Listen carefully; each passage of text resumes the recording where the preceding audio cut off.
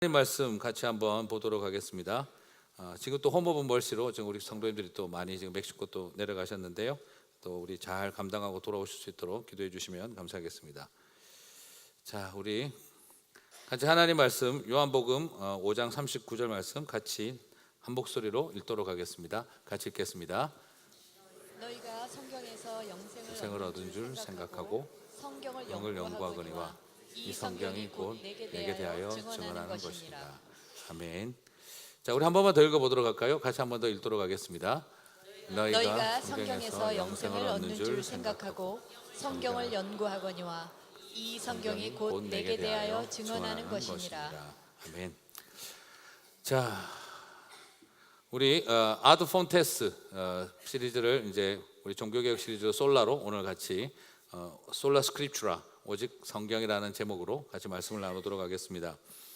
자, 갈급함을 가진 사람들에게는 오직이라는 말이 따라 나올 수밖에 없습니다. 자, 오직이라는 말은 그것은 좀 논리적이기보다는 좀 의지적입니다. 오직이라는 말은 논리적이기보다는 의지적이다. 갈급하면은 이것도 저것도 좋다는 식이 될 수가 없습니다. 반드시 붙들어야 할 한 가지, 다 잃어버려도 꼭 붙잡아야 할 한 가지에 대한 그 가치를 우리들에게 던져주고 있기 때문입니다. 그래서 저는 아드 폰테스라고 하는 이 주제로 말씀을 같이 전하면서 첫 번째로 오직 말씀을 이 솔라 스크립추라를 제가 하지 않을 수 없는 것은 근원을 찾아가는 그 헐떡거림의 이 본질이 바로 어디에 있냐 그러면 바로 하나님의 말씀, 그 성경을 향한 갈급함으로 이어질 수밖에 없기 때문입니다. 종교개혁은 철저하게 말씀 앞에 엎드기로, 말씀 앞에 완전히 납작 엎드리기로 결단한 사건이었습니다. 기독교를 위해서 성경이 있는 것이 아니라 말씀을 위해서 오히려 교회가 존재해야 한다는 것을 우리들에게 보여줄 정도로 종교개혁의 가장 중요한 정신은 하나님의 말씀을, 오직 하나님의 말씀만 붙잡겠다는 정신 속에 있습니다. 자, 오늘날 우리의 마음속에 이렇게 좀 제가 드는 생각은 정말 이처럼 그 간절한 바람이 우리 가운데 있을까 하는 좀 안타까움이 있습니다. 오늘날 우리 시대도 성경을 보게 되면 다시금 사람과 교회에 의해서 성경이 좀 찢어지고 훼손되고 있는 것을 느끼게 되어집니다. 좀 보수적인 서클에 있는 분들은요, 성경 문자주의적인 태도를 좀 보이면서 성경을 마치 이렇게 그냥 떠받드는 좀 우상화의 현상이 일어난다고 할 수가 있겠고요.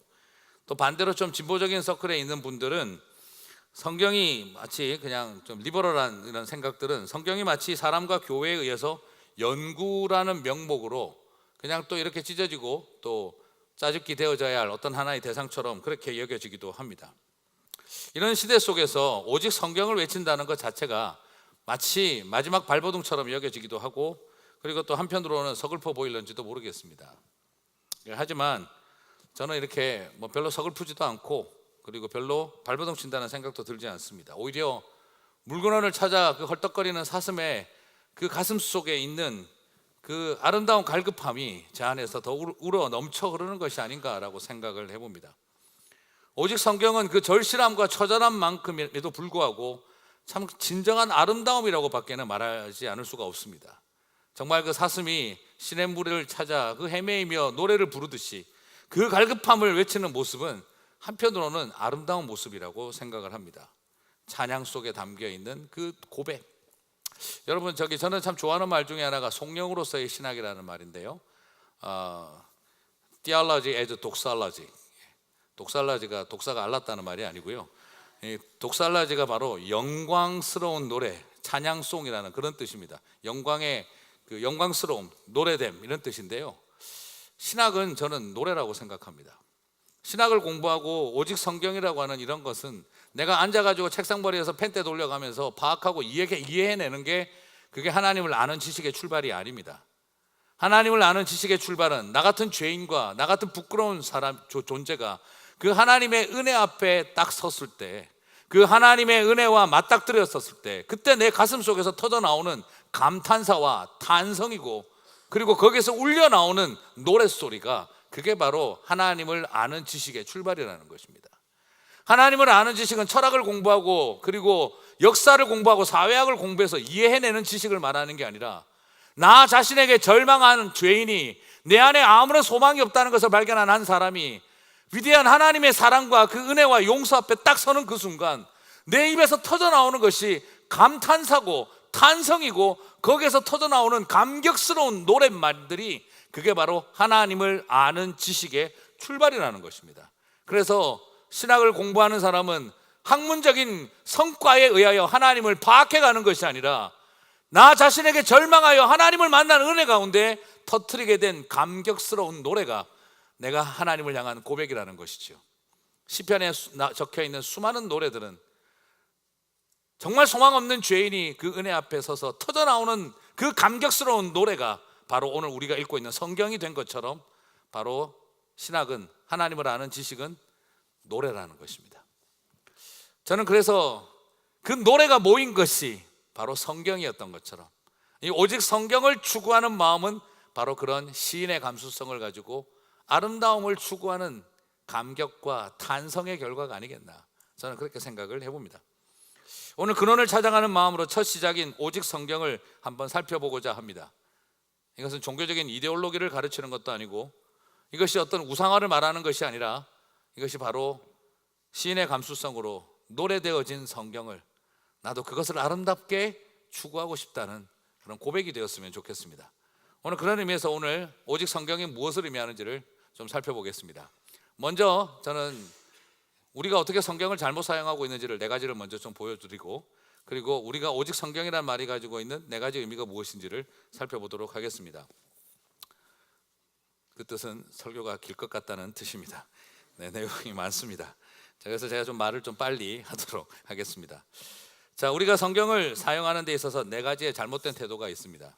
그게 바로 뭐냐면 첫 번째는요, 많은 분들이 성경에 대한 첫 번째 잘못된 태도는 불사용입니다. disuse입니다. 사용하지 않는 것입니다. 하나님의 말씀을 우리에게 사용하라고 주셨는데 우리가 성경을 사용하지 않는다는 것이죠. 많은 교인들이요, 이 성경을 굉장히 보존을 잘하고 계십니다. 먼지가 탈까봐 이렇게 털면서 잘 보존하고 계십니다.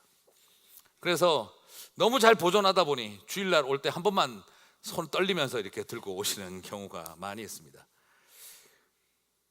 오히려 너무나 성경을 이렇게 귀하게 여긴다는 개념이라기보다 한편으로 우리 속에 있는 잘못된 생각이죠.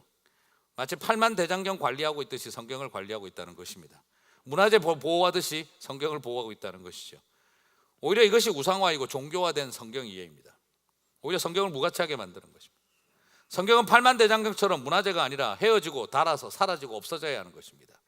우리의 손에 들켜서 손때 묻고 읽혀지고 닳아서 없어지는 것입니다. 헤어지고 닳아버려서 그 말씀이 내 가슴 속에 새겨지고 그 말씀이 내 삶 속에 족적으로 남아야 하는, 그럴 때 우리는 하나님의 말씀이 살아있다라고 이야기를 하는 것입니다. 하나님의 말씀은 원형 상태로 잘 보존되고 있는 것을 말하는 게 아니라 하나님의 말씀은 끊임없이 사용되어져서 닳아서 없어지는 것이, 그것이 하나님의 말씀에 사용되어야 할 방향이고 목적인 것이죠. 그런데 우리는 그냥 전시용처럼 하나님의 말씀을 그냥 이렇게 관리하고 있습니다. 이건 마치 그 불심이 뛰어난 우리 한국의 불자들이 몽골 군대가 밀려와서 온 나라가 휩쓸리고 있을 때 팔만대장경을 만들어 놓으면 저 군대가 떠나갈까 싶어서 그렇게 최선을 다해서 만들었던 것처럼 우리도 마치 성경을 잘 보관해서 놔두고 있으면 하나님의 은혜가 우리를 보호해 줄 것처럼 생각하는 이런 신비로운 생각들 속에 사로잡혀 있는 것이지요. 그래서 군대에 있을 때 포켓 성경을 가슴에 꽂고 다니면 애군을 피하고 총알도 피해가고, 그래서 그냥 또 이 성경을 그냥 막 너무 귀하게 여기시고 계시는 이런 상태. 여러분, 성경은 보존하라고 있는 것이 아니라 읽혀서 없어져도 된다는 것입니다. 그래서 열심히 읽어야 됩니다. 그리고 또한 성경을 사용하지 않는 또 다른 모습 중에 하나는 우리가 이게 세상을 두려워하거나 세상의 논리에 휩싸일 때 하나님의 말씀이 내 삶 속에 끼어드는 걸 원하지 않는 거예요. 사실 우리가 왜 성경을 사용하지 않느냐? 기독교인이 그냥 교회 다닐 테니까, 기독교인이라고 쓰고 교회 다닐 테니까 성경이 내 삶에 개입해 들어오는 걸 원하지 않습니다 하는 그런 마음이 우리 속에 있습니다. 사무엘상 15장 23절을 보게 되면 그런 모습을 잘 볼 수가 있습니다. 사무엘 선지자가 사울 왕에게 하는 말인데요, 이는 거역하는 것은 점치는 죄와 같고 완고한 것은 사신 우상에게 절하는 죄와 같음이라.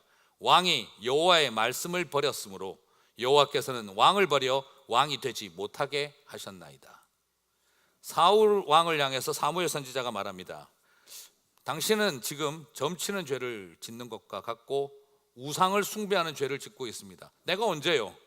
하나님의 말씀을 거역하는 게 점치는 죄요, 하나님의 말씀 앞에 완고한 것이 그게 바로 우상 숭배의 죄와 같습니다. 그게 사무엘의 말입니다. 여기서 여러분 무엇을 발견할 수 있습니까? 여러분이 점치지 않아도 점치는 죄를 짓습니다. 여러분이 우상을 숭배하지 않아도 우상 숭배하는 죄를 짓게 됩니다. 그것은 뭐하고 똑같으냐? 우리가 하나님의 말씀을 거역하는 것은 점치는 것과 똑같은 것이고, 그리고 우리가 하나님 앞에 말씀 앞에 완고한 것은 그것은 우상을 숭배하는 것과 동일하다고 사무엘 선지자가 가르쳐주고 있습니다. 나는 무당을 한 번도 안 만났고 나는 점쟁이 집 한 번도 안 갔는데, 그러나 여러분 우리는 매번 점치는 죄를 짓고 있는 것과 같다는 것입니다. 나는 저 성황당에 가서 비나리하고 돌덩어리 앞에 절하지 않았는데 여러분은 우상 숭배하는 죄를 짓는다는 것입니다. 하나님의 말씀 앞에 완고한 태도를 갖는 것이죠. 오늘 그것을 사무엘상 15장 23절은 뭐라고 정리하느냐? 왕이 여호와의 말씀을 버렸기 때문이다 라고, 버렸다고 표현하고 있습니다. 무슨 말입니까? 말씀을 버렸다는 말이 거역하는 것이고, 그것이 바로 완고한 것을 말합니다. 거역했다는 말은 아주 적극적인 버림이고, 그리고 완고하다는 것은 소극적인 버림입니다. 그럼 도대체 사울이 왜 이렇게 됐을까요? 사울이 생각할 때 이것이 이렇게 되어줄 수밖에 없었던 것은, 아니 세상 왕이 누가 이러고 다느냐 이 말이에요. 무슨 말입니까? 자기가 보니까 주변의 왕들은 법 위에 존재해요. 주변의 왕들은 자기가 신이에요. 그죠? 그래서 황제 숭배를 요구하는 것이 다 그 시대의 왕들이었어요. 신이라 불리운 사나이들이 왕이었어요. 그렇기 때문에 신으로 불리우는 게 왕이기 때문에 자기들은 법 위에 존재하는 존재들이에요. 그런데 너무나 우습게도 이스라엘의 왕은 법 밑에 있어야 되는 거예요. 하나님 밑에 있어야 되는 거예요. 하나님의 말씀만 십계명 밑에 있는 거죠. 여러분 이게 굉장히 파격적인 겁니다. 여러분 이 근대 사회에 들어와서 왕이 법 아래에 존재한다는 사상이 언제부터 시작됐을까요? 종교개혁이 일어나고 난 다음 청교도 개혁파 목사인 사무엘 러더포드, 크리스토퍼 굿맨, 이런 청교도 개혁파 목사들이 영국에서 글을 썼습니다. Lex and Rex. 그게 바로 뭐냐? 왕과 법입니다. 왕은 법 아래에 존재한다는 거예요. 왕은 법 밑에 있어야 한다. 그래서 그들은 블러디 메리, 피해 여왕 메리와 전쟁을 벌일 수 있었습니다. 왜냐하면 왕은 법 아래에 존재하기 때문에 왕이 법 위에 존재해서는 안 된다 하는 그 논리를 가지고 종교 개혁가들은 싸웠습니다. 우리 한국 조선이라는 나라도 대단한 나라예요. 우리 조선이라는 나라가 정도전이 조선을 그때 건국할 때 정도전이 그 경국대전이라는 걸 썼습니다. 그게 바로 한국의 최초의 헌법입니다. 그때부터 여러분, 그래서 사극을 보시면 조선시대 때 맨날 나오는 게 뭐예요? 전하 아니되옵니다. 그것은 경국대전을 어기는 행동이십니다 하고 막 반대를 해요. 그게 무슨 것입니까? 법치국가였다 이 말입니다. 그래서 한 나라가, 다이너스티가, 로얄 패밀리 하나가 500년을 넘게 세계 역사에서 간 적이 없어요. 그런데 조선이라는 나라는 500년이 넘게 그 다이너스티를 유지했습니다. 그게 왜 가능했느냐? 왕권이 세서가 아니라 그 나라가 법치국가였기 때문에 왕을 바꾸는 게 별로 중요한 게 아니었어요. 제가 지금 조선 한국 역사를 가르치는 게 목적이 아니고요. 이게 바로 1500년대나 넘어가서 그때 우리 이런 시대인데, 종교 개혁가들이 500년 전에 그런 사상을 끄집어냈는데, 구약 성경에서 왕을 세우는데 왕은 뭐 밑에 있어야 한다는 겁니까? 십계명과 하나님의 법 아래에 있어야 한다는 거예요. 세상 어느 왕이 포도원 빼앗아가 포도원 하나 못 가져가지고 밤에 앉아서 달달 떨어야 되고 열받아가지고, 어느 왕이 자기 마음대로 재산권 행사 못 해가지고 법 때문에 눈치 봐야 되는 그런 나라가 없었던 것이죠. 그게 바로 성경의 원리였습니다. 그게 바로 십계명의 원리였습니다. 그래서 사람들이 이 성경의 고대성을 인정하고 싶지가 않은 거예요. 어떻게 옛날에 이런 생각을 했겠느냐 이거죠. 근데 저는 그걸 믿습니다. 이게 사람의 머리에서 나올 수가 없는 거예요. 이건 하나님의 계시기 때문에만 가능한 것이었습니다. 그러니까 사울 왕이 싫은 겁니다. 하나님의 말씀을 버리고 싶은 거예요. 왜 내가 법 아래에 존재해야 되느냐, 왕인데. 그래서 거역하고 완고했던 것입니다. 근데 여러분, 이게 사울 왕만의 이야기일까요? 우리도 하나님의 말씀이 싫습니다. 다른 아버지들, 다른 엄마들 다 저렇게 사는데, 다른 비즈니스맨들 다 저러고 사는데, 다른 직장인들 다 저러고 사는데 왜 나는 하나님의 말씀대로 살아야 하느냐? 남들 다 그러면서 다 사는데 왜 나는 하나님의 법대로, 하나님의 말씀 밑에서 살아야 합니까? 우리는 그게 싫은 겁니다. 그래서 하나님의 말씀을 거역하고 하나님의 말씀 앞에 완고해지는 것입니다. 아니, 세상 사는 거 다 마찬가지 아닙니까? 그런데 왜 나는 하나님의 말씀 밑에서 이 부담과 스트레스를 안고 살아야 하는 겁니까? 우리는 그래서 거역하거나 우리는 그래서 완고해지는 것입니다. 이게 바로 하나님의 말씀을 버린 것이죠. 사용하지 않는 것입니다. 사랑하는 성도 여러분, 오늘 우리는 그래서 하나님의 말씀을 disuse, 사용하지 않고 있습니다. 오늘 우리 두 가지 모습, 이 모습을 한번, 이것이 우리가 성경에 대한 첫 번째 잘못된 태도입니다. 자, 그러면 그래도 내가 명색에 교회를 다니는데 성경을 내가 사용 안 할 수는 없고, 그러니까 그 다음에 선택하는 두 번째 잘못된 방법은 사용하지 않는 것보다 그냥 혼용을 시켜버리자. 바로 오용하는 믹스를 시켜서 미스유즈를 하는 것이죠.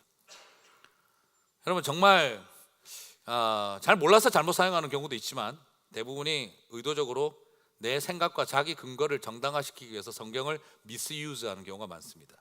바로 오용하는 것이죠. 자기 생각을 정당화하는데 하나님 말씀을 사용합니다. 어떻습니까? 성공과 번영을 정당화하기 위해서 성경을 찾아서 열심히 적당히 섞어버립니다. 제국주의적이고 크리스텐덤적인 그런 성향을 만족시키기 위해서 성경에서 봐라, 다른 나라 정복하더라, 그걸 가지고 우리는 설명하려고 합니다. 노예 제도를 정당하게 하기 위해서 성경을 찾아서 인용합니다. 그리고 경상도 남자 유교적 가치를 맞는 성경만 받아들입니다. 그죠? 봐라, 어디 성경에 여자가 함부로 말하게 돼 있대. 봐라, 성경에 어른들 공경하라고 맨날 나와 있지 않아. 하나님 말씀대로 해야 돼. 이것이 바로 우리가 하고 있는 미스유즈의 모습입니다. 내가 원하는 경상도 남자의 유교적 가치와 딱 맞는 것들만 성경을 찾아서 그것을 인용하고 있는 것입니다. 율법주의적 성경 해석, 은혜 만능주의적 성경 해석들이 만들어지는 것이죠. 애들이 왜 가정예배 싫어하는지 아세요? 오늘 아버지가 한따까리 하시고 싶을 때 가정예배를 드린다는 걸 잘 알고 있기 때문입니다. 성적표를 나쁘게 받아온 날 오늘 가정예배 드리자. 성경을 보니 오늘 말 안 듣고 엄마한테 대판 대든 아들을 쳐다보고 오늘 가정예배를 드리자. 하나님의 말씀을 보니 우리도 모르게 그렇게 접근하기 시작을 할 때, 아버지가 하고 싶은 말을 성경을 빙자해서 말하기 시작할 때 아이들은 더 이상 성경은 하나님의 말씀이 아닌 거죠. 이게 우리가 어떤 수단으로 가느냐, 나 자신의 생각을 강화시키기 위하여 성경을 풋노트로 만드는 것입니다. 내가 하고 싶은 말을 정당화시키기 위해서 성경을 이용하는 것입니다. 바로 이것이 미스유즈의 가장 대표적인 모습입니다. 하나님의 말씀을 버리거나 대립하지는 않았습니다. 그러나 내가 원하는 방식으로 하나님의 말씀을 마사지해서 사용하는 상태를 말합니다. 복음에 비추어서 우리 자신을 변혁시키고 있는 것이 아니라 현실에 비추어 복음을 변질시키려는 태도다라고 말할 수가 있겠습니다. 이럴 때에 하나님의 말씀은 침묵을 강요당하고 하나님의 이름으로 포장하지만 오히려 인간의 소리를 담아내게 되는 것입니다. 그래서 이 오용은 참 우리를 하나님의 말씀으로부터 잘못 사용하는 삶을 살아가게 만듭니다. 그런데 이제 더 무서운 것은 이 오용이 더 심해지면 남용이 일어납니다. 바로 어뷰즈가 일어납니다. 악용이라고 해도 되겠습니다. 몰라서가 아니라 알면서 의도적으로, 이제는 더더구나 자기의 숨은 이익이나 권력적 동기를 만족시키기 위해서 성경 말씀을 아주 의도적으로 악용하는 경우들이 성경을 잘못 사용하는 세 번째 태도입니다. 가장 대표적으로는 목회자들이 자기 자신을 합리화시키기 위해서 성경을 악용하는 것입니다. 성추행을 일으키고 난 다음에도 성경을 이용하여 자신의 죄를 회개하고 그리고 그 모든 것에 대한 책임을 지는 것이 아니라 자신을 정당화시키는 태도를 취하는 것 같은 것입니다. 하나님은 사랑이시잖아요. 현장에서 가늠하다 잡혀온 여인을 용서하셨지 않습니까? 율법주의자들, 도덕주의자들은 선한 행위를 내세우는 저런 식의 믿는 자들 되게 재수없지 않습니까? 하나님이 용서하시는 것이지 사람이 용서를 받습니까? 하나님이 용서하는 것이지 사람이 용서합니까? 다 똑같은 죄인들이 외식하며 자기의 일을 과시하는 것을 봅니다. 죄인들이 누가 누구를 정죄합니까? 여러분은 금간 목사가 좋습니까? 금 안 간 목사가 좋습니까? 이런 궤변을 늘어놓게 되는 것입니다. 이게 바로 어뷰즈입니다. 여러분, 현장에서 가늠하다 잡혀온 여인을 향해 죄 있는 자 돌로 치라, 이 말은 자신이 일으킨 성적인 추행을 정당화시키는 데 쓰라고 하신 말씀이 아닙니다. 예수님이 왜 그런 이야기를 하셨을까요? 현장에 가서 가늠하다 잡혀온 여인이 있습니다. 왜 거기에서 땅바닥에 뭘 끄적거리면서 죄 있는 자 돌로 치라고 했을까요? 뭘 끄적거렸을까요? 저는 혼자 생각해 봤어요. 경상도 말로 머시마는 어디 갔노? 이렇게 쓰셨을 거라고 생각. 남자는 어디로 갔냐? 저는 그렇게 쓰셨을 거라고 생각해요. 여자가 혼자서 가늠합니까? 가늠했으면 남자도 있겠죠. 그런데 남자는 어디 갔습니까? 근데 왜 여자만 옷도 제대로 못 입힌 채 끌고 나와가지고 수많은 남성들이 돌을 들고 던져서 치려고 하는 그 자리에서 참 너희들의 율법은 편하다. 똑같은 짓을 한 남자는 괜찮고 여자는 돌에 맞아 죽어야 되냐. 그래서 예수님께서 일어나서 말한 겁니다. 죄 없는 자 돌로 쳐라. 지금 예수님이 간음을 인정하는 걸까요? 예수님이 그런 간음을 해도 괜찮다는 것입니까? 여러분, 그런 뜻이 아닙니다. 제가 제일 답답한 것은 이 세상의 죄인들을 돌보고 감싸 안고 사랑으로 돌보자고 하는 것을 그 죄를 지지하는 사람이라고 단순화시키는 것입니다. 예수님께서 그렇게 따지면 예수님도 뭐죠? 예수님이 최초로 간음과 간통죄를 폐지하기로 원하신, 그걸 죄로 인정하지 않으신 분으로 그럼 여겨질까요? 그렇지 않지 않습니까? 그것은 우리 안에 있는 위선의 껍데기들을 내어놓고 죄 없는 자 돌로 치라고 하신 거죠. 그런데 오늘 그것을 스스로 자신이 일으킨 성추행을 정당화시키기 위해서 거기에다가 이 말씀을 적용하면 아마 하늘에서 예수님께서 그 말씀을 듣고 내가 너를 돌로 치고 싶다, 그렇게 아마 하시지 않을까 하는 생각이 듭니다. 마가복음 7장 9절 13절에서 예수님도 지적하십니다. 또 이르시되 너희가 너희 전통을 지키려고 하나님의 계명을 잘 버리는도다. 모세는 내 부모를 공경하라 하고 또 아버지나 어머니를 모욕하는 자는 죽임을 당하리라 하였거늘 너희는 이르되 사람이 아버지에게나 어머니에게나 말하기를 내가 드려 유익하게 할 것이 고르반 곧 하나님께 드림이 되었다 하기만 하면 그만이라. 안 줘도 된다 이 말이에요. 아버지 어머니에게 자기 아버지나 어머니에게 다시 아무것도 하여 드리기를 허락하지 아니하여 너희가 정한 전통으로 하나님의 말씀을 폐하며 이 같은 일을 많이 행하느니라 하시고, 이 어뷰즈를 누가 하고 있었느냐? 바리새인들이 하고 있었다는 겁니다. 모세가 율법에서 가르치기를 내 부모를 공경하라고 했는데 너희들이 부모에게 효도를 다하기 싫으니까 귀한 것이 생기면 아버지 어머니 죄송한데 이거 고르반인데요, 이거 하나님께 드린 건데요, 그러고 나면 아버지 어머니 손 못 대게 해놓고 그리고 자기들끼리 나중에 아버지 어머니 가시고 나면 고르반 해제, 그리고 자기들끼리 먹는 이 모습을 바라보면서 예수님께서 이야기를 하신 겁니다. 너희들은 가장 율법을 이용하여 율법을 폐하는 자들이다. 하나님의 말씀을 우롱하고 희롱하는 자들이다. 그게 예수님께서 바리새인들에게 하신 말씀이었습니다. 여러분, 성경을 어뷰즈하는 것은 초신자들이겠습니까? 오래된 기독교인들이겠습니까? 바로 바리새인들처럼 그 시대의 유대인들처럼 오래오래 성경을 봤다는 사람들이 가장 하나님의 말씀을 가지고 자신들의 욕망을 정당화시키는데 악용하고 있다는 것을 예수님이 우리들에게 보여주고 있다는 것입니다. 가장 나는 성경적으로 산다, 나는 가장 성경의 원리만 말한다고 하는 사람들이 바로 가장 자신의 이데올로기와 자신의 욕망과 자신의 생각을 정당화시키는 일에 성경을 악용하고 있다는 것이죠. 나를 향해서는 하나님의 용서를 끊임없이 선포하고 타인을 향해서는 하나님의 심판을 끊임없이 선언하는 그 이중성이 우리 안에 존재하고 있다는 것입니다. 이게 바로 우리 안에 존재하는 모습입니다. 유대인들의 악용과 남용은 대단했습니다. 하나님의 말씀은 지금도 오용되고 남용되고 있습니다. 그것은 꼭 이단 종파만의 문제가 아닙니다. 성경을 문자적으로 마구 들이대면서 그렇게 나가는 일이 그게 바로 남용인 것입니다. 가슴 아프고 힘든 어려운 가운데 있는 사람, 너 옛날 같으면 돌로 쳐 죽인 사람이야. 성경에 그렇게 나와 있어. 저는 그런 그리스도인들을 볼 때마다 우리 주님께서 돌로 치고 싶어 하실 것 같다. 제가 그 생각을 더 많이 합니다. 여러분, 성경을 굉장히 위험하게 사용하면 안 됩니다. 11조 안 하면 암 걸린다는 말이나 면죄부를 사면 천국 간다는 말은 똑같은 수준의 이야기입니다. 그래도 명색에 개신교라고 하는 사람들이, 교회 지도자가 그렇게 말을 한다는 것은 바로 악용과 남용을 넘어 이것은 굉장히 치밀한 성경을 짓밟는 행동이라고 말할 수밖에 없는 것입니다. 오늘 하나님의 말씀은 저와 여러분, 가장 신앙을 오래 열심히 성경을 봤다는 사람들을 통해 성경은 잘못하면 악용될 수 있습니다. 그 점을 우리는 깨어 있어야 합니다. 그다음 네 번째, 성경에 대한 잘못된 사용은 과사용입니다. overuse입니다. 성경을 너무 많이 사용하는 것이 문제가라는 것을 말하는 게 아니라 성경 자체의 세계관에 갇혀서 문자주의와 축자적 성경 이해를 자꾸 한다는 거예요. 성경 지상주의적 태도를 자꾸 가지고 있다는 것입니다. 그냥 말 그대로 뭐 말만 하면은 자꾸 그걸 성경과 관련시켜서 쉽게 말하려고 하는 거예요.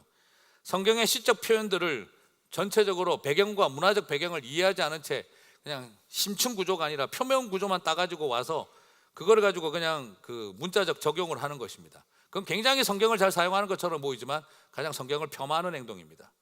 쉽게 예를 들면은 키높이 구두 신지 마. 이게 하나님 말씀을 떠난 일이야. 성경에 누가 내 키를 한 자나 더 할 수 있으랴 했는데 지금 너는 키높이를 왜 하고 있니? 그렇죠? 이런 식의 접근하고 같은 수준의 이야기예요. 근데 너무 그런 좀 약간 덜 떨어지는 거의 아재 개그 같은 성경을 그렇게 써먹는 거 절대 안 됩니다. 그냥 뭐예요? 옷을 이렇게 보시면 성경에 보면은 남자와 여자 옷을 갈아입는 것은 멸망의 징조인즉, 그래서 유니섹스 모드로 옷 입지 마라. 그건 성경을 그렇게 또 그한 거죠. 여러분, 성경 남자 이 옷은 어때요? 단추가 밑에 있고 위로 덮이죠. 여성 옷은 어때요? 반대로 돼 있죠, 그죠? 요즘 다 그런 것도 아니지만 요즘 남자 옷도 거꾸로 나오긴 하지만, 근데 이거 뭐가 그렇게 중요할까요? 이게 왜 남자 옷은 이렇게 돼 있을까요? 단추가 밑으로 왜 갈까요? 제 배를 쳐다보지 마시고 왜 이렇게 돼 있을까요? 그냥 옛날에 칼 뽑을 때 칼집에 걸리지 말라고 이렇게 돼 있는 거예요. 쑥 뽑히라고. 그냥 여성들은 그럴 필요가 없으니까 그 당시에 이렇게 돼 있던 거고 아무 차이 없어요. 그거 하나 바뀌고 남자가 그러면 치마 입었다고 해가지고 멸망의 징조라 같으면 스코틀랜드는 벌써 망했어야죠. 몽골 사람들은 어릴 때부터 말 탄다고 여성들이 바지 입었으면 벌써 망했어야죠. 그러니까 그런 형태로 우리가 성경을 쉽게 갖다 대는 것은 옳지 않다는 것입니다. 그러다 보니까 반사회적, 반지성적, 반과학적 태도를 취하고, 그리고 그 모든 것을 그렇게 함부로 적용해버리는 과사용이 일어나는 것이죠. 문자에 갇힌 기독교가 되어져서는 안 됩니다. 성경은 우리가 문자주의로 나아가서는 결단코 답이 되지 않습니다. 성경은 일상이라고 하는 모든 상황에 답을 주는 표준 정과가 아닙니다. 성경이 가진 역사적 배경, 문화적 이해를 전혀 고려하지 않은 그런 모습이 어쩌면 성경을 과하게 사용하는 한 모습 중에 하나입니다. 여러분, 성경의 원본이 왜 존재하지 않을까요? 하나님께서 성경의 원본을 다 보존해 주셨으면 오늘 우리 시대의 사람들이 전부 다 믿을 거고, 뭐 성경 번역이 이게 맞니 저게 맞니 논쟁도 필요 없을 텐데 왜 원본을 없애버리셨을까요? 그걸 허락하셨을까요? 성경은 보존되는 게 아니라 달아 없어져야 한다는 그 정신입니다. 닫혀 있는 게 아니라, 보존되어 있는 게 아니라 열려 있어야 되고, 그리고 그것이 읽혀져야 되고, 그리고 그것이 우리의 가슴에 새겨져야 하고 삶의 족적에 남아야 한다는 것입니다. 그리고 또한 그것을 놔두시면 안 된다는 걸 알고 계셨습니다. 우상화될 걸 뻔하다는 걸 알고 계셨기 때문입니다. 성경 원본이 남아있어 보십시오. 우리 어떻게 할까요? 목사님들은 가서 전부 다 한번 뽀뽀하고 싶어 할 거예요, 키스를. 그러고 나면 내 입에서 설교가 잘 나갈 것 같고, 병 걸린 사람들은 가서 손만 얹고 기도하면 그냥 다 나을 것 같고, 그 성경이 완전히 뭐가 되겠습니까? 신성시되고 우상화되지 않겠습니까? 신학교 다닐 때 제 친구는 맨날 잘 때마다 성경을 깔고 자더라고요. 왜? 이러니까 혹시 아냐, 말씀이 쑥 들어올지. 많은 분들이 바울의 기도문이라는 걸 뽑아서 가슴속에 품고 다니는 것을 봤습니다. 바울 서신에 바울이 교인들을 위해서 기도했던 것만 성경 구절 다 뽑아가지고 그걸 그냥 프린팅해서 쫙 뽑아서 접어가지고 품고 다니면 애군을 피하고 하나님의 은혜가 함께 하신다, 기도로 지켜주신다. 제가 하도 답답해서 어떤 분이 그걸 왜 그러고 다니시냐고 했더니, 목사님 이거 100번만 읽으면 우리 가정에 하나님 축복이 임한대요. 지금 한 50번 읽었는데요, 우리 아들의 태도가 달라지던데요. 그게 뭐하고 똑같습니까? 그냥 집 정문에다가 창세기 1장 붙여놓고 화장실에다 말라기 붙여놓고 뒷문에다가 요한계시록 붙여놓는 거 뭐가 다릅니까? 그럴 것 같으면 차라리 옛날 성경 빨간 책으로 된 거 그거 그냥 붙여놓으면 더 그냥 부적 같고 더 괜찮아 보이겠네요. 우리 그런 미신적인 생각들로 오늘도 우리 중에도 계실 거예요. 아마 옛날 바울의 기도문이라고 뽑아가지고 가슴에 품고 다니신 분들, 네, 그냥 조용히 자수하는 마음으로 새끼발가락 드시기 바랍니다. 다음부터 절대 그런 거 하지 마십시오. 그냥 바울 서신을 읽으십시오. 그냥 성경을 읽으십시오. 우리 안에 오랫동안 이런 네 가지의 잘못된 형태의 성경에 대한 사용이 있었습니다. 그럼 오직 성경은 무엇인가? 그럼 정말 오직 성경이 뭘 말하는가? 첫 번째는 인간이 만든 전통이나 사제의 교회의 권력에 거기에 종속되지 말라는 것입니다. 모든 것의 결정은 하나님의 말씀이 한다는 것입니다. 모든 권위의 기초는 하나님의 말씀이라는 것입니다.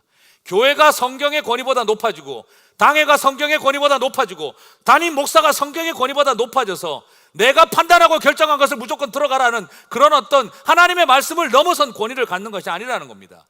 모든 것이 다 하나님의 말씀 밑에 있다는 것이죠. 그게 바로 오직 성경입니다. 교회의 전통과 결정이 성경과 동일하게 취급당하고, 그리고 심지어 교황이 하나님의 뜻이 이거다라고 결정하고 있던 그런 시대에 오직 성경을 외친 것입니다. 그건 바로 뭘 말하느냐? 살아있는 권력, 하나님의 뜻을 대신하는 사람들 앞에 서서, 아니요, 당신도 틀릴 수 있습니다, 무오하지 않습니다, 완벽하지 않습니다, 무오한 것은 하나님의 말씀밖에 없습니다, 그것을 선포한 게 오직 성경의 원리입니다. 그래서 종교개혁가들은 인간의 잘못된 판단과 더러운 욕망이 성경의 원리를 깨지 않게 하고자 하는 취지로 오직 성경이라고 하는 것을 들고 나왔습니다. 말 그대로 예수님이 바리새인들이 유전과 전통으로 말씀을 왜곡시키고 있을 때 오직 말씀을 통해서 그 거짓된 전통과 율법주의를 깨뜨리셨던 것처럼 하나님의 말씀보다 높은 것은 존재하지 않는다는 것을 보여준 것이죠. 바로 살아있는 권력 앞에 정면으로 서서 당신도 틀릴 수 있다는 것을 말하는 것, 교회가 결정을 해도 잘못될 수 있다는 것, 하나님의 말씀을 떠났다면 그것은 바로지 잘못된 것이라고 말할 수 있는 것은 다 성경에 기초한다는 것입니다. 이건 막연하게 성경을 우상화하자는 말이 아닙니다.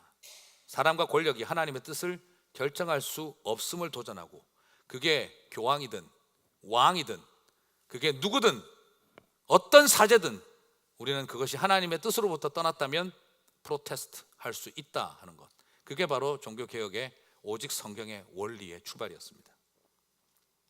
여러분, 당회가 만들어진 이유가 무엇입니까? Elders Board, 당회가 왜 만들어졌습니까? 평신도에게 최고의 높은 자리, 그것을 주기 위해서 당회가 만들어진 적이 없습니다. 권력의 심장을 향해 하나님의 뜻을 선포하라고 당회가 만들어졌다는 것을 기억하셨으면 좋겠습니다. 왜냐?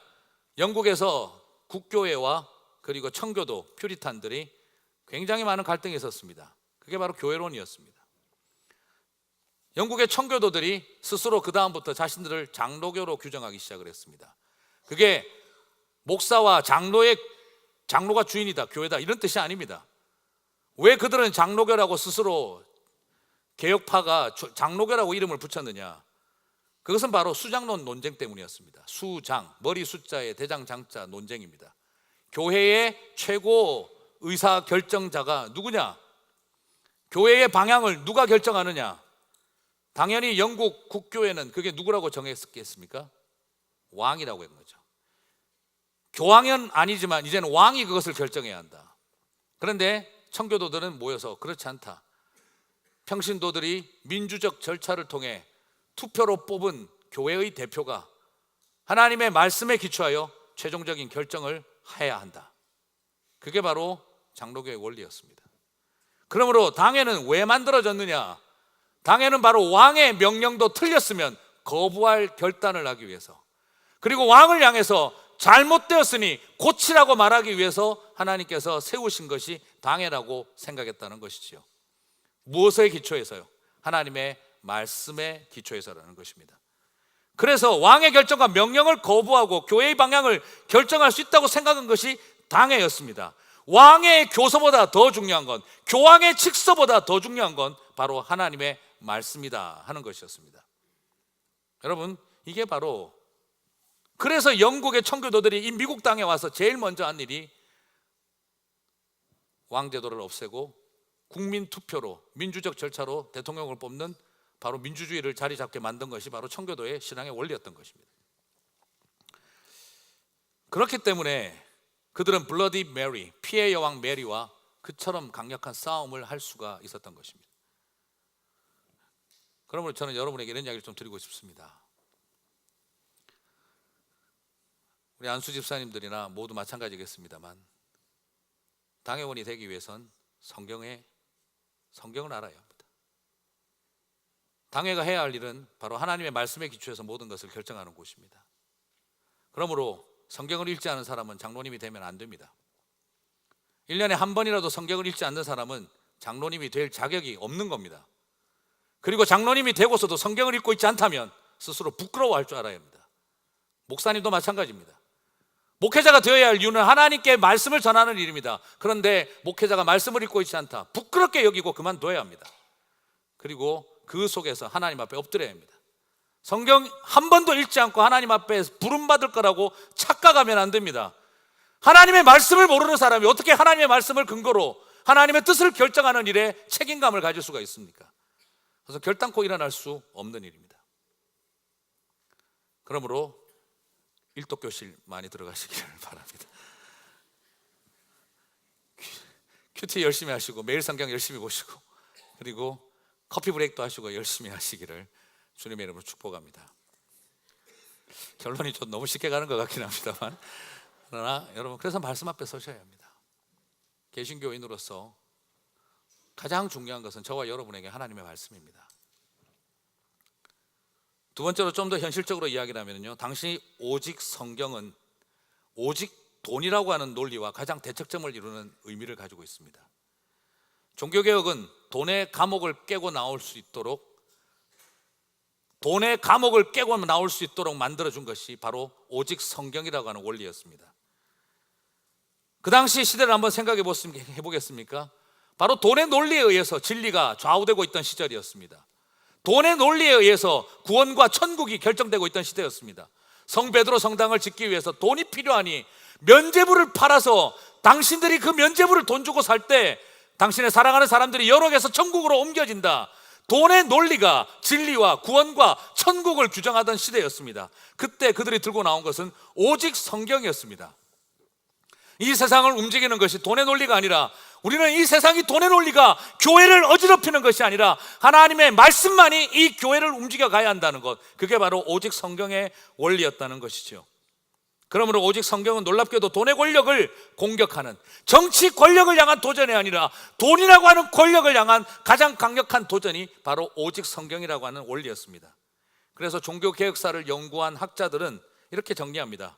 인류 역사에서 전무후무로 돈의 논리를 이긴, 돈의 권력을 이긴 사건은 오직 성경이라는 구호였다. 바울은 돈을 사랑하는 것이 일만하게 뿌리라고 디모데전서 6장 10절에서 말했습니다. 디모데전서 6장 10절은 6장 3절부터 바울이 말한 내용의 결론인데요, 6장 3절은 뭐로 시작하냐 그러면, 말씀과 경건에 관한 교훈을 따르지 아니하는 자들은 이와 같은 자들이니 하면서 부정적인 이야기들을 합니다. 뭐 하는 사람들요?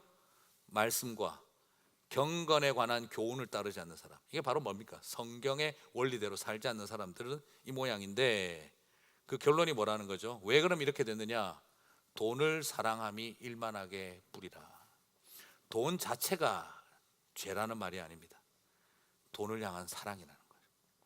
그래서 뭘 말합니까?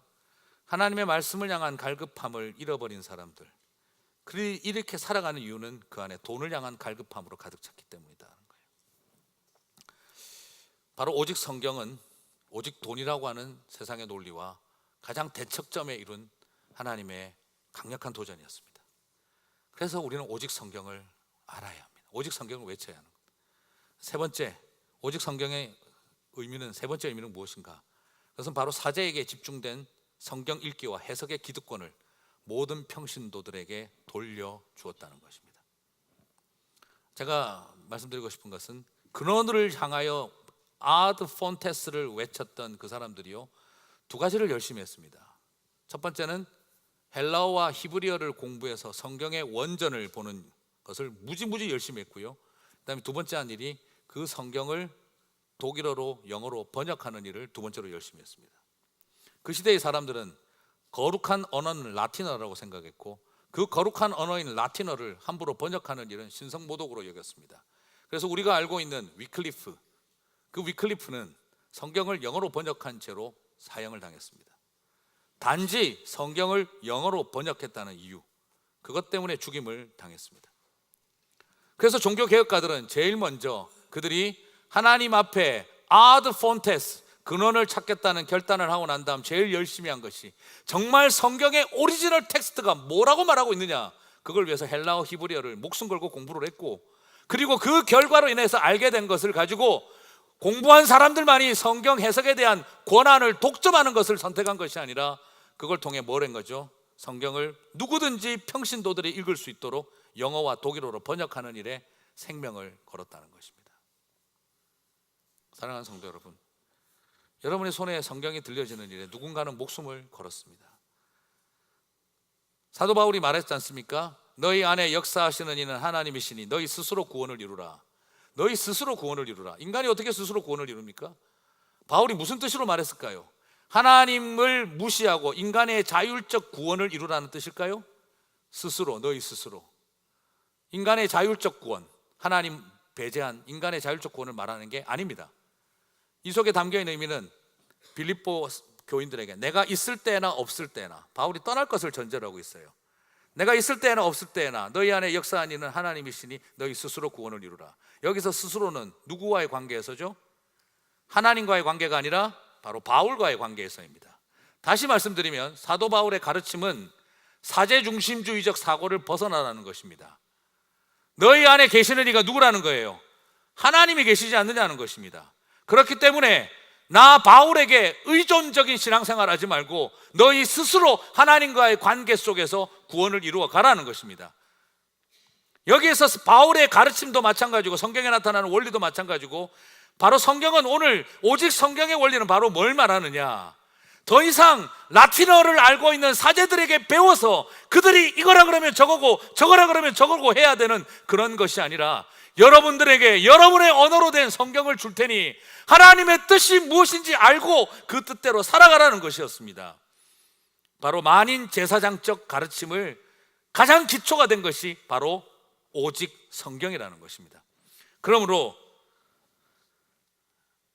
그리스도인들이 성경을 읽고 있지 않다면 그리스도인으로서의 자격을 상실한 것입니다. 저도 그게 편합니다. 그냥 목사님이 이거라 그러면 그런 줄 알고 저게 저거라고 한 줄 알고 성경 아무도, 여러분 제발 성경 읽지 마세요. 제발 성경 읽지 말고 그냥 열심히 드라마 보고 TV 보고 영화 보고 사세요. 그러다 일주일에 한번 딱 와서 이게 하나님 말씀이다 그러면 그런 줄 알고 사세요. 제일 목회 편할지 모르겠습니다. 제가 우리 교회에서 설교하기 제일 어려운 시간이 언제냐면 커피 브레이크 시간이에요. 왜냐하면 공부 다 하고 와서 앉아있기 때문에 제가 조금이라도 말 실수하면 큰일 납니다. 주일 설교한 거 가지고 뭐라고 말하는 사람 잘 없는데 커피 브레이크 조금 실수한 목사님이 저는 좀 생각이 다른데요 하고 바로 이렇게 태클이 들어오십니다. 그게 귀하고 좋은 거예요. 성도들이 하나님 말씀을 알아야 됩니다. 하나님의 말씀을 모르니까 거짓된 가르침에 거기에서 그게 진리인 줄 알고 따라가고 있기 때문인 것이죠. 오직 성경은 성경을 절대적 권세를 가진 신화와 우상으로 만드는 것이 목적이 아니라 오히려 우상화되어져 있던 성경을 누구나 읽을 수 있는 것으로 바꾸는 것이 오직 성경의 원리였습니다. 성경은 주머니에 넣고 뒷주머니에 꼽고 돌아다니며 달태까지 손때 묻은 성경을 들고 다니라고 우리에게 주어진 것이 성경입니다. 성경은 손때 묻어서 달아서 내 뒷주머니에서 찢어져도 괜찮은 게 성경입니다. 그걸 갑옷처럼 잘 보관해 놓는 게 성경을 잘 귀하게 여기는 사람이 아니라, 성경을 가장 귀하게 여기는 사람은 뒷주머니에 넣고 찢어질 정도로, 헤어질 정도로, 손때 묻을 정도로 성경과 가까이 살아가는 게 성경을 가장 귀하게 여기는 삶인 줄 믿습니다. 마지막으로 말씀을 정리하겠습니다. 오직 성경의 네 번째 의미는 무엇일까? 그것은 바로 요한복음 5장 39절, 오늘 읽은 본문입니다. 너희가 성경에서 영생을 얻는 줄 생각하고 성경을 연구하거니와 이 성경이 곧 내게 대하여 증언하는 것이니라. 여기서 여러분, 성경은 구약을 말합니다. 구약 성경을 말합니다. 그때는 신약 성경이 쓰여질 때가 아니니까요. 근데 예수님께서 말합니다. 너희가 성경에서, 구약에서 영생을 얻는 줄 생각하고 성경을, 구약을 연구하거니와 이 성경이, 이 구약이 곧 내게 대하여, 예수님에 대하여 증언하고 있다라고 말씀하셨습니다. 리버럴 테올로지를 공부하신 분들은 자꾸 그런 이야기를 합니다. 구속사적 성경에서 그건 한물간 옛날 이야기다. 뭐 성경에서 예수님을 찾고 뭐 이런 거는, 구약에서 그런 건 별거 아니다. 근데 이건 예수님이 이렇게 가르쳐 주신 거예요. 구닥다리든 오래 간 거든 저는 그거 붙들고 가야 된다고 생각해요. 그리스도 센츄릭, 그리스도 텔릭, 그리스도 중심적으로, 그리스도 종결적으로 우리 하나님 말씀을 바로 이해해야 합니다. 오직 성경은 결국 무엇으로 정리될까요? 바로 오직 예수입니다. 오직 성경을 외친 사람들은 결국 오직 예수 앞에 설 수밖에 없습니다. 오직 성경은 결국 뭘 말하느냐? 이 땅을 살아가며 우리가 다 붙들고 살아도 결국 우리가 마지막 바라봐야 할 것은, 우리의 마지막 갈급함은 결국 예수 그리스도, 그분밖에 없다는 것입니다. 성경은 그 자체를 신성화하기 위해서 존재하는 게 아니라, 성경은 그 스스로를, 예수 그리스도를 바라보게 만드는 도구입니다. 바로 그 점을 우리들에게 도전하고 있습니다. 예수 그리스도를 가장 뜨겁게 계시한 것, 그게 바로 성경이라는 것입니다. 그래서 이 땅을 살아가며 사람들이 무슨 말을 하고 무슨 철학을 말하고 무슨 세상의 논리를 말해도 우리는 오직 성경만 붙들 수밖에 없는 것이고, 이 세상에 어떤 가치를 말하고 살아와도 우리는 결국 오직 예수라는 것 앞에 우리가 설 수밖에 없는 것입니다. 사랑하는 성도 여러분, 오늘 시대에 하나님의 말씀이 땅바닥에 떨어지고 가치가 여겨지지 않습니다. 그리고 어쩌면 설교도 무용론의 시대 가운데 무슨 의미가 있냐라고 사람들은 말을 합니다. 그러나 오늘 그래도 저는 이 일에 목숨을 걸고 싶습니다. 누군가 이 일에 생명을 걸었던 것처럼, 그리고 저도 역시 마찬가지로 하나님의 말씀을 증거하는 일에 모든 것을 드렸으면 좋겠습니다. 무슨 뭘만 해도 가슴속에 나올 것은 오직 예수밖에 없는 하나님의 말씀에 사로잡힌 하나님의 백성들이 되었으면 좋겠습니다. 저는 평생 기도해온 기도 제목이 있습니다. 계시의 영을 주사 진리를 깨달아 알게 해주시고 타협 없이 담대하게 하나님의 말씀을 증거하게 하옵소서. 제가 신학교라는 곳에 들어가면서 평생 지금까지 하고 있는 기도의 제목입니다. 여러분, 저와 여러분 안에 바로 하나님의 말씀을 알고자 하는 갈망들이 있으셨기를 바랍니다. 남들이 뭐라고 해도 나는 이 시대 가운데 오직 하나님의 말씀밖에 없으며 나는 오직 예수밖에 전할 것이 없다. 네가 교황의 이름으로, 왕의 명령으로, 이 세상의 논리로 무슨 명령을 내리고 어떤 칙서를 내리든지 나는, 내 심장은 오직 하나님의 말씀 가운데 사로잡혀 있다. 그들의 가슴 속에 있었던 불덩어리가 여러분들의 가슴 속에 있는 불씨가 되시기를 주님의 이름으로 축복합니다. 그 말씀으로 오직 예수로 불타오르는 하나님의 사람들, 이 세상 무슨 논리와 권력과 어떤 힘이 우리를 속이고 넘어뜨리려고 할지라도 나는 오직 하나님의 말씀에 사로잡혀 있다. 내 속에 전할 것은 예수밖에 없다. 그 불씨로 불타오르는 저와 여러분 되시기를 주님의 이름으로 축복합니다.